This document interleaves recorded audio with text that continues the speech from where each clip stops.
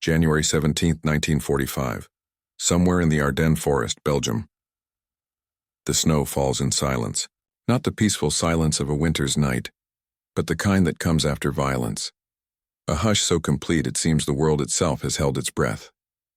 Beneath a canopy of shattered pines, their branches snapped and twisted by artillery fire, a young German soldier sits with his back against frozen earth. His name is Friedrich Schneider, though in this moment names mean little. He is 19 years old. His hands, blackened with frostbite, tremble as he tries to strike a match that will not light. The air tastes of cordite and pine sap. In the distance, the rumble of American tanks grows louder, a mechanical thunder that shakes the ground beneath him. He has been told since childhood what this sound means: the approach of the enemy, the end of civilization, the barbarians at the gate. He closes his eyes and waits for death. What Friedrich cannot know as he sits in that frozen forest waiting for the inevitable is that within the hour he will be offered not a bullet, but a bar of chocolate. Dark, sweet, wrapped in waxed paper stamped with an eagle that is not his own. This small rectangle of confection will shake the foundations of everything he has been taught to believe. It will become for him, and for thousands like him, a symbol more powerful than any propaganda poster, any speech, any promise whispered in the dark rallies of his youth. But we are getting ahead of ourselves. To understand why a simple piece of chocolate could crack open a worldview constructed over 12 years of totalitarian indoctrination, we must first understand what Friedrich expected to find in American hands. The architecture of expectation. The German soldier of 1945 carried more than a rifle and rations into battle. He carried a complete mythology, carefully constructed and reinforced through every organ of the state. From the moment the National Socialist Party consolidated power in 1933, the German people had been fed a steady diet of propaganda about their enemies, and particularly about America, that mongrel nation across the Atlantic, that chaotic assemblage of races and cultures that could never, the propaganda insisted, mount a coherent military threat against the disciplined armies of the Reich. In Joseph Goebbels' Ministry of Public Enlightenment and Propaganda, an entire department devoted itself to crafting the image of the American soldier. The weekly newsreels that played before every film in every German cinema portrayed Americans as soft, as undisciplined, as a military force cobbled together from gangsters and cowboys, and the dregs of Europe's failed emigrants. The newspaper Der Stürmer ran cartoons showing grotesquely caricatured American soldiers, overweight, foolish, cowardly. The message was consistent and unrelenting. Americans were not real soldiers. They were shopkeepers playing at war. They would break at the first sign of true hardship. They had no ideology, no higher purpose, only the base materialism of a decadent culture. This narrative served a dual purpose. It bolstered German morale during the early victories, when such bolstering seemed almost unnecessary, and it became increasingly desperate as the war turned against the Reich. By 1944, as Allied forces stormed the beaches of Normandy and began their inexorable push eastward, the propaganda grew shriller, more insistent. Yes, the Americans had numbers, the broadcast admitted. Yes, they had industrial capacity, but they had no spirit, no will, no capacity for sacrifice. One German soldier the propaganda promised was worth 10 Americans. Friedrich Schneider had absorbed all of this. How could he not? He had been 11 years old when Hitler came to power, 14 when the war began. His education, his youth groups, his daily newspapers, his radio programs, every source of information in his life had told him the same story. The Americans were not to be feared as warriors. They were to be pitied as the degraded products of a failed experiment in democracy, a society without racial purity, without true leadership, without the iron discipline that made a nation great. And yet there had been whispers. Soldiers returning from the Western Front, those few who had actually faced American forces in combat, sometimes spoke in quiet tones that contradicted the official narrative. They spoke of American artillery that never seemed to run out of shells, of air support that arrived with terrifying punctuality, of supply lines that delivered hot food and fresh ammunition, even in the midst of battle. These whispers were dangerous. They were defeatist. They could get a man sent to a penal battalion or worse. So they remained whispers, easily drowned out by the loudspeakers and the certainties. Now, in January 1945, Friedrich Schneider was about to learn which version of reality was true. The reality of collapse, The Battle of the Bulge. Hitler's last desperate gamble in the West had failed. Launched on December 16, 1944, Operation Wacht am Rhein, Watch on the Rhine, was meant to split the Allied armies, capture the vital port of Antwerp, and force the Western powers to negotiate a separate peace. For a brief moment it had seemed almost possible. German forces, gathered in secret and launched through the forested Ardennes in the depths of winter, had achieved complete tactical surprise. They had pushed deep into American lines, creating a dangerous bulge in the Allied front. But then the weather cleared. And with clear skies came the full weight of American air power, squadrons of P-47 Thunderbolts and P-51 Mustangs that turned the snow-covered roads into graveyards of burning German vehicles. And with the weather came American reinforcements, divisions that seemed to materialize out of nowhere, bringing with them tanks and artillery and, most crucially, supplies. By early January, the German offensive had not just stalled, it had been reversed. Now it was the Wehrmacht in retreat, falling back through the same forest they had charged through 3 weeks earlier. But now they were falling back without fuel, without ammunition, without hope. Friedrich's unit, what remained of the 12th Volksgrenadier Division, had been cut off for 4 days. They had received no supplies, no orders, no information beyond the sound of American forces tightening the noose around them. The Christmas rations they had been promised never arrived. The fuel for their vehicles never arrived. The ammunition for their machine guns was down to final magazines. Some of the men had already discarded their weapons and simply started walking east, hoping to slip through American lines before the end came. Friedrich had considered this option. He had sat in his frozen hole and thought about his mother in Heidelberg, about whether his home still stood, or whether it too had been reduced to rubble by Allied bombers. He thought about his older brother Hans, who had been killed at Stalingrad 2 years earlier. He thought about the promises, all those promises about final victory, about wonder weapons that would turn the tide, about the inevitability of German triumph. None of it seemed to matter anymore. He was cold and he was hungry, and he was 19 years old, and he very much wanted to live. When the American soldiers appeared through the trees, 3 of them, rifles raised, barking commands in that harsh, angular English, Friedrich raised his hands without hesitation. He had expected many things in this moment. He had expected to be shot immediately or beaten, or herded like an animal toward a prisoner collection point. He had expected the rage of victorious soldiers, the cruelty that every German soldier had been taught to expect from the racially mixed American forces.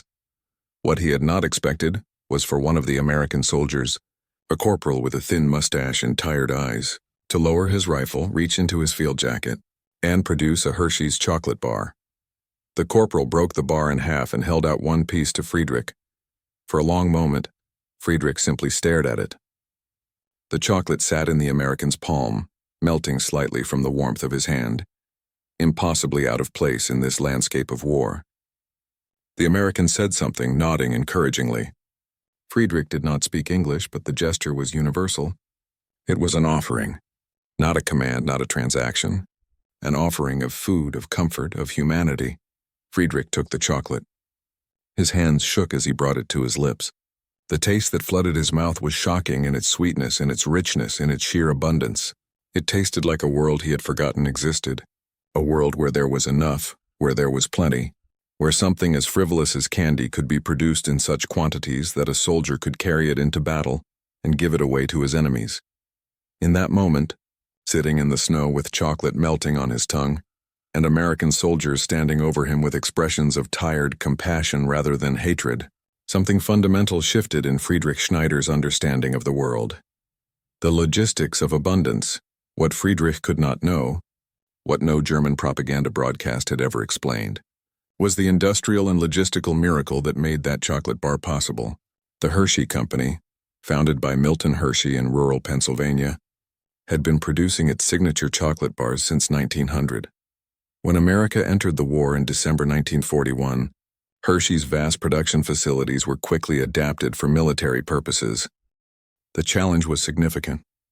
Ordinary chocolate melts at around 90 degrees Fahrenheit, making it impractical for soldiers serving in tropical or desert environments. The U.S. Army Quartermaster Corps approached Hershey with specific requirements. Create a chocolate bar that would not melt in high heat, would provide high energy content, would be resistant to gas attack, and would be portable and durable. There was one additional requirement insisted upon by Army planners who understood the psychology of military life. The chocolate should taste just good enough to provide a morale boost, but not so delicious that soldiers would eat their entire ration immediately.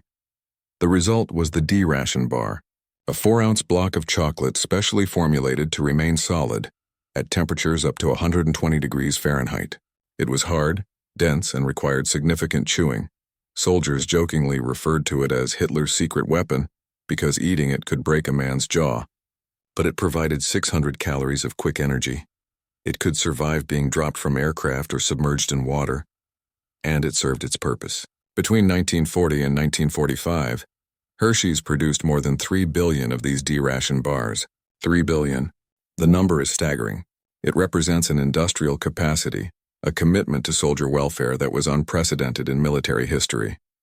But the D-ration was just the beginning. Alongside the survival chocolate, American soldiers also carried regular Hershey bars, packed in those distinctive brown wrappers, distributed through post exchanges and included in care packages. These were not survival rations, they were luxury items, small comforts from home, reminders of normalcy. And American soldiers, blessed with supply chains that stretched unbroken from the factories of Pennsylvania to the frozen forests of Belgium, had so many of these chocolate bars that they could afford to be generous. This generosity was not accidental, nor was it simply a matter of individual soldier kindness. It was, in a sense, strategic, though not in any way that German military theorists would have recognized. The American military had learned lessons from the First World War about the importance of morale, not just among their own troops, but in dealing with civilian populations and enemy soldiers. There were guidelines, informal but widely understood, about treating prisoners well, about sharing rations when possible, about demonstrating through actions the values that America claimed to fight for. But more than strategy, the chocolate represented something fundamental about the American system. It represented an economy of abundance rather than scarcity, a society organized around production and consumption rather than conquest and domination. The Nazi economy had always been a war economy, structured around military production at the expense of consumer goods.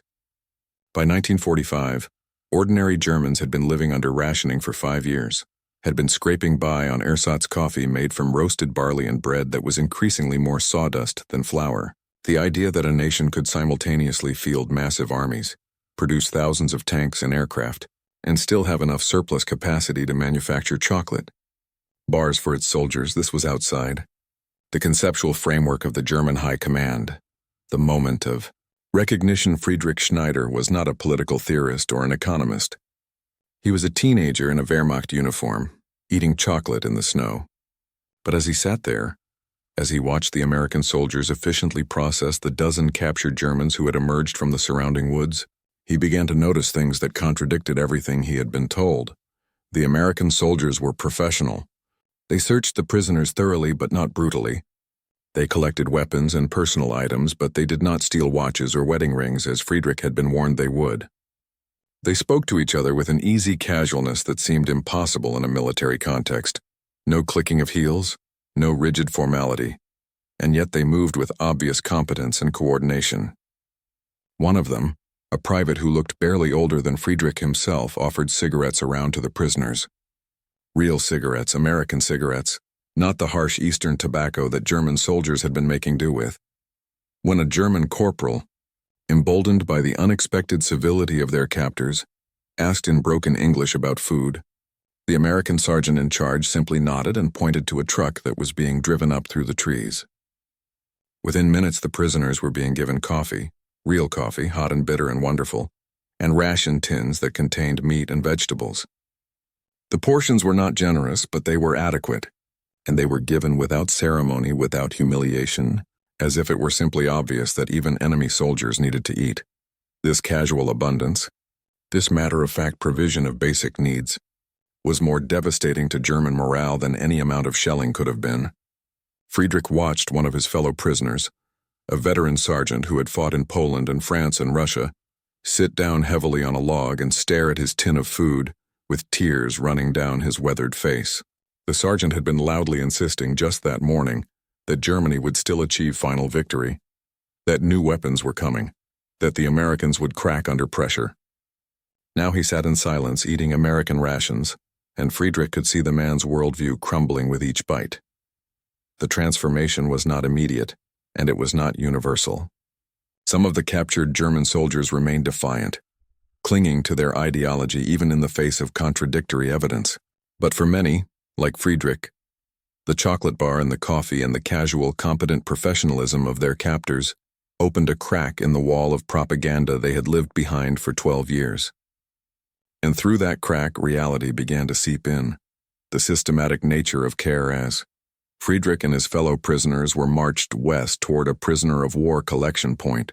That crack widened. They walked past American supply depots that seemed to stretch forever, rows of trucks and jeeps, stacks of fuel drums, mountains of ammunition crates, tents erected in neat military grids. The sheer scale of it was incomprehensible. One of the prisoners, a former logistics officer, actually stopped walking and had to be urged forward by his guards. He kept muttering numbers under his breath, calculating, trying to understand how such quantities of material could be moved so far forward, kept supplied so consistently. The German army in the West was starving, was rationing its ammunition, was sending soldiers into battle with weapons taken from captured enemies, because their factories could no longer keep up with losses. And here was the American army, so flush with supplies that they seemed almost wasteful in their abundance. Friedrich saw American soldiers toss aside half-eaten rations, light cigarettes, and drop them after a few puffs, handle equipment with a casual disregard that would have gotten a German soldier court-martialed. At the prisoner collection point, the contradictions deepened. The facility had been set up just 3 days earlier. Friedrich learned this from a German-speaking American lieutenant who processed the prisoners, but already it had the feel of a permanent installation. There were heated tents for the prisoners, latrines that had been properly dug and limed, a medical station where a U.S. Army doctor was treating wounded German soldiers with the same attention he gave to American casualties. Friedrich watched this doctor, a captain with graying hair and steady hands, carefully clean and bandage the infected leg wound of a German private. The doctor spoke no German, but he hummed while he worked, a cheerful American tune that Friedrich did not recognize, and his touch was gentle. This was not supposed to happen. The enemies of the Reich were supposed to be subhuman, were supposed to be incapable of such civilization, such order, such basic human decency. And yet here it was, undeniable and immediate. The American military was not just defeating the German army through material superiority. It was demonstrating a completely different way of organizing human society, a different set of values about the worth of individual human life. The food at the collection point drove this point home with particular force. 3 times a day the prisoners were fed. The meals were not luxurious, usually some combination of canned meat, beans, bread, and coffee, but they were hot, and they were regular, and there was enough. More than enough, actually. Many of the prisoners, starved during their weeks of combat and cut off from supply lines, could not finish their portions. American guards encouraged them to eat slowly, to not make themselves sick, and provided extra rations for those who remained hungry. And there was chocolate. Not just once, not as a special treat, but regularly. Cases of Hershey bars were distributed every few days, 1 bar per prisoner. It became a marker of time, of normalcy. It became impossible to maintain the fiction that these Americans were the enemy of civilization when they kept handing out chocolate bars with the casual generosity of men who had so much that sharing was instinctive. The letters home by late February 1945. Friedrich Schneider found himself in a prisoner of war camp in northern France, waiting to be processed for transport to a camp in the United States. The Geneva Conventions required that prisoners be allowed to send mail home, and the American military administration, meticulous in its adherence to international law, provided paper envelopes and assured the prisoners that their letters would be forwarded through neutral channels. Friedrich sat in a barracks with 200 other German prisoners and tried to write to his mother. How could he explain what he had seen, what he had experienced? How could he convey in a letter that would be read by censors on both sides that his entire understanding of the war, of the enemy, of the nature of the conflict, had been fundamentally altered by the simple act of being treated like a human being, he settled for simple truths. He told his mother that he was alive, that he was being treated well, that he had enough to eat. He told her that the Americans were not as they had been described, that they were in fact quite decent, quite professional. He told her about the chocolate, trying to make it sound like a small detail, but knowing that she would understand the implications. If the Americans could spare chocolate for their prisoners, what did that say about their industrial capacity, about their wealth, about the likely outcome of the war? Around him, other prisoners were writing similar letters. Some were more explicit, warning their families that the situation was hopeless, that Germany could not win, that the only sensible course was surrender. These letters would likely be censored, confiscated, perhaps even used as evidence of defeatism. But the prisoners wrote them anyway, because after weeks or months in American custody, after being fed and housed and treated with basic human dignity, the old certainties had dissolved. It was impossible to maintain faith in the superiority of the German system when that system had led them into catastrophe, while the supposedly inferior American system had led to chocolate bars and hot coffee and medical care for wounded enemies. The American guards at the camp were a constant source of fascination for the prisoners. They came from everywhere: farm boys from Iowa, factory workers from Detroit, college students from California, Jewish immigrants from New York who spoke German with their grandparents' accents. This diversity, which German propaganda had always portrayed as a fatal weakness, seemed in practice to be a source of strength. The American soldiers argued constantly among themselves, complained about their officers, grumbled about the food and the weather, and the tedium of guard duty. And yet when orders came, they followed them efficiently. They seemed to carry their military discipline lightly, as a temporary necessity rather than a permanent identity. One guard in particular, a sergeant from Texas named Anderson, made a habit of talking to the prisoners in his broken German. He seemed genuinely curious about them, about why they had fought, about what they had believed.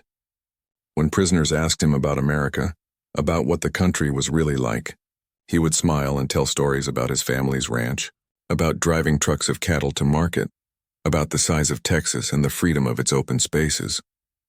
It all sounded implausible, like propaganda in reverse, except that Sergeant Anderson told these stories with such casual honesty, such complete lack of boastfulness, that they carried the ring of truth.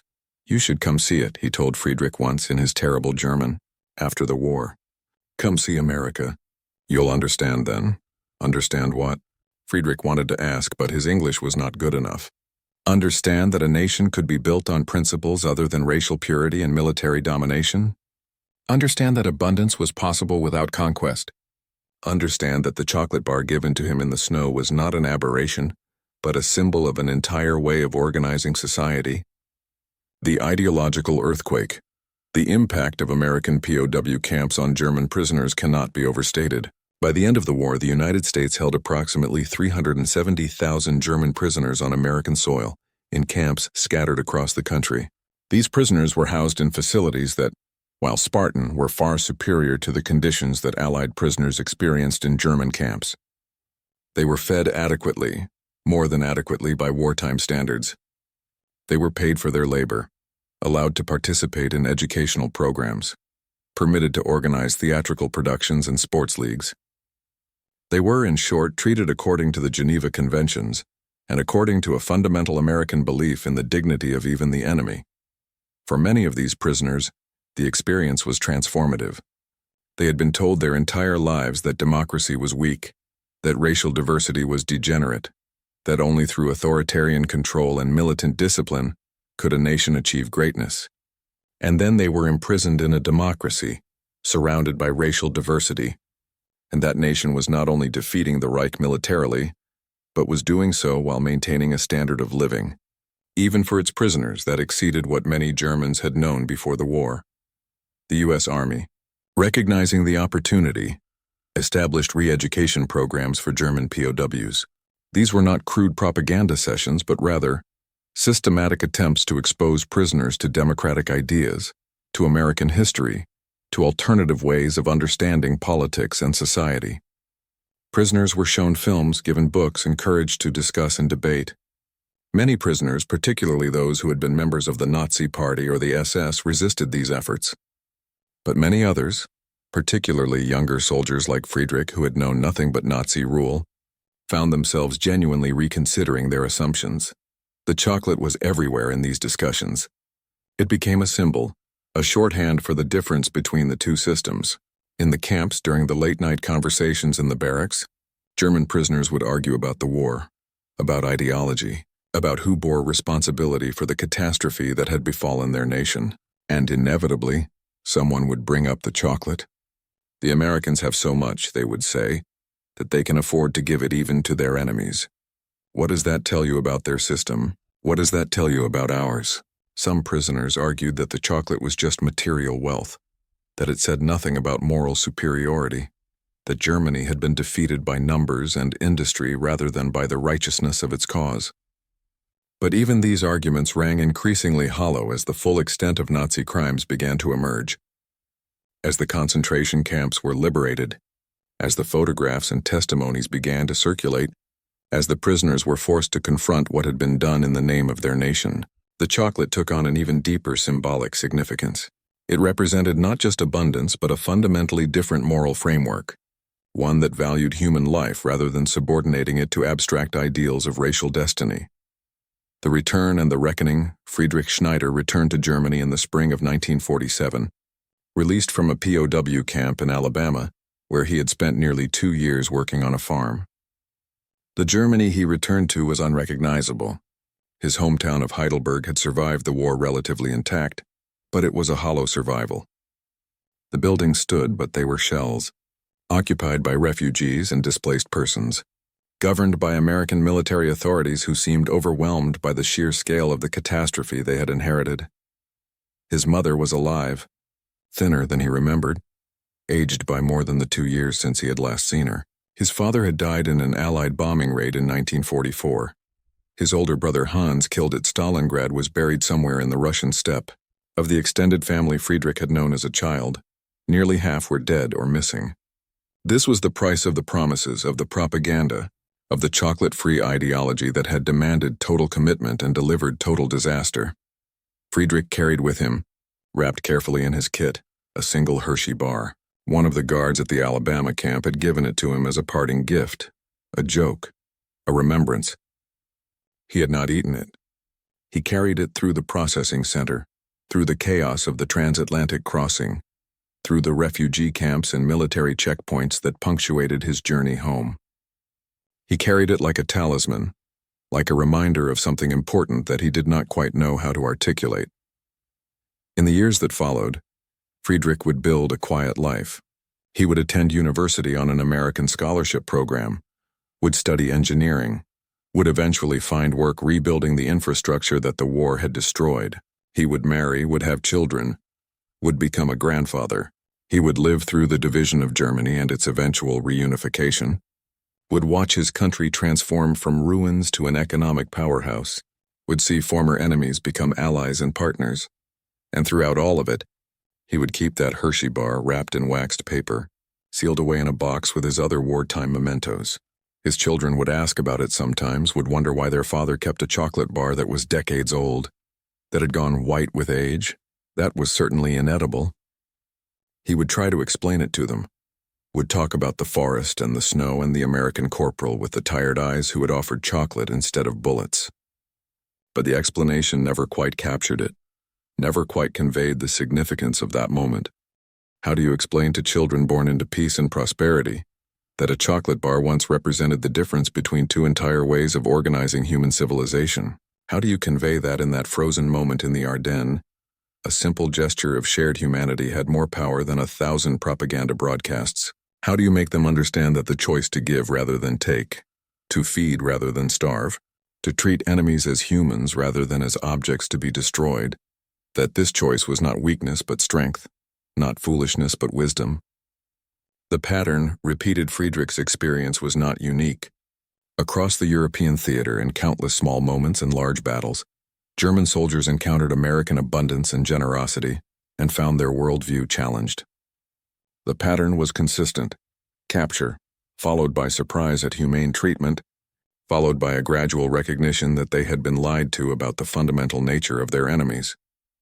In the Pacific Theater, Japanese soldiers experienced a parallel transformation, though under even more difficult circumstances. The Imperial Japanese Army had indoctrinated its soldiers to expect torture and execution if they surrendered. Death before dishonor was not just a slogan, but a deeply held belief, reinforced by years of militaristic education and Bushido warrior codes. Japanese soldiers were told that Americans took no prisoners, that surrender meant certain death, probably preceded by torture and humiliation, and then they surrendered, or were captured wounded, and instead of execution they received medical treatment. Instead of torture they received food. American Marines, hardened by brutal island-hopping campaigns, men who had every reason to hate their Japanese enemies, would nevertheless share their rations with prisoners. Sea rations, Spam, pineapple juice, coffee, and yes, chocolate. The same Hershey bars that Friedrich Schneider received in the Ardennes were being distributed to Japanese prisoners on Pacific Islands. The same gesture of humanity repeated across oceans and cultures. The psychological impact was, if anything, even more profound than in Europe. Japanese prisoners had expected death and received life. They had expected cruelty and received care. Many experienced this as a spiritual crisis, a fundamental challenge to their understanding of honor, duty, and the nature of their American enemies. Some committed suicide anyway, unable to reconcile their beliefs with their reality, but many others began the painful process of reconsidering everything they had been taught. The American military documented these patterns carefully. After the war, military intelligence officers conducted extensive interviews with former prisoners, trying to understand the psychology of surrender, the effectiveness of humane treatment, the long-term impact of POW policies. What they found confirmed what many had suspected, that treating prisoners well was not just morally correct but strategically advantageous. Well-treated prisoners were more likely to provide useful intelligence, less likely to attempt escape, more likely to cooperate in re-education efforts. But beyond strategy, beyond tactics, the interviews revealed something deeper. That simple human decency, expressed through something as basic as sharing food, could bridge the gulfs of ideology and propaganda that modern warfare had created. The economics of ideology, the chocolate represented more than just American industrial capacity or individual soldier generosity. It represented a fundamental difference in how the two societies approached the relationship between the individual and the state, between scarcity and abundance, between control and freedom. The Nazi economy had been built on the assumption of scarcity, on the idea that resources were fundamentally limited, and that nations must compete for them through conquest. This was the logic behind Lebensraum, the living space doctrine that justified German expansion eastward. Germans needed more land, more resources, more space to thrive, and therefore they had to take it from others. This was presented not as a moral choice but as a natural necessity, as inevitable as the struggle for survival in nature. This scarcity mindset permeated every aspect of Nazi society. Rationing began in Germany in 1939, before the war had even truly started. Consumer goods disappeared from stores, replaced by ersatz substitutes and promises of future abundance after final victory. The economy was entirely directed toward military production, toward the machinery of conquest. Civilians were expected to sacrifice to make do with less, to subordinate their individual desires to the collective needs of the nation. The American economy operated on a completely different premise, not that resources were scarce and must be fought over, but that resources could be created through innovation, efficiency, and industrial organization. This was not wishful thinking but demonstrated reality. American industrial production during World War II was staggering in its scale. Between 1939 and 1945, American factories produced 297,000 aircraft, 6,000 tanks, 12,000 ships, and 41 billion rounds of ammunition, and yet at the same time, American civilian consumption actually increased during the war years. Americans at home were rationed, yes, but only lightly, and the ration coupons often went unused because supply generally kept up with demand. This abundance was the product of a different economic system, one based on market competition and technological innovation, rather than state control and military conquest. It was also the product of a different ideology, one that saw human flourishing rather than national power as the ultimate goal of society. The American system was far from perfect. It had its own deep contradictions, particularly around racial equality, but it demonstrated empirically that democracy and capitalism could produce both military might and widespread prosperity, that you did not have to choose between butter and guns because you could produce enough of both. The chocolate bar that Friedrich received in the Ardennes forest was a small manifestation of this larger truth. It was possible because American farmers grew more food than Americans could eat, because American factories could manufacture luxury goods even while producing weapons of war, because American logistics could transport chocolate bars across the Atlantic Ocean and deliver them to the front lines, because American soldiers had been raised in a culture of abundance rather than scarcity and could therefore afford to be generous. The legacy in generations, in the decades after the war, as Germany rebuilt under American guidance and financial support through the Marshall Plan, the contrast between the two systems became even more stark. West Germany, occupied and aided by the Americans and their Western allies, transformed within a generation from rubble into an economic powerhouse, a democratic society with living standards that exceeded even the promises of the Nazi propaganda. East Germany, occupied by the Soviets and organized along communist lines, remained gray and austere, a place of scarcity and control where chocolate was a rare luxury rather than an everyday item. The division became a massive experiment in competing ideologies, and the results were unambiguous. Germans voted with their feet, fleeing from east to west by the hundreds of thousands until the Berlin Wall was erected to stop them. The message was clear. Given a choice, people preferred the system that produced chocolate to the system that promised future glory through present sacrifice.